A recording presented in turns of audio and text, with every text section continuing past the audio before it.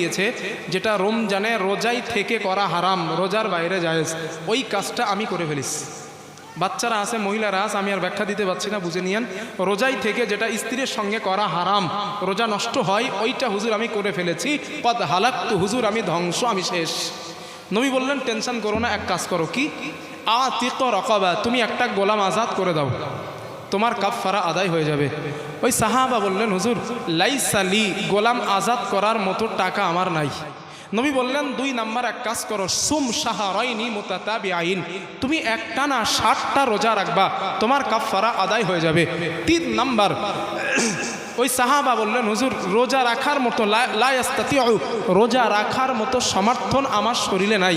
নবী বললেন 3 নাম্বার এক কাজ করবা, আতঈম সিত্তিনা মিসকিনা, তুমি 60টা মিসকিনকে খাওয়াবা, তোমার কাফারা আদায় হয়ে যাবে। ওই সাহাবা বললেন হুজুর আপনি এটা কি বলছেন?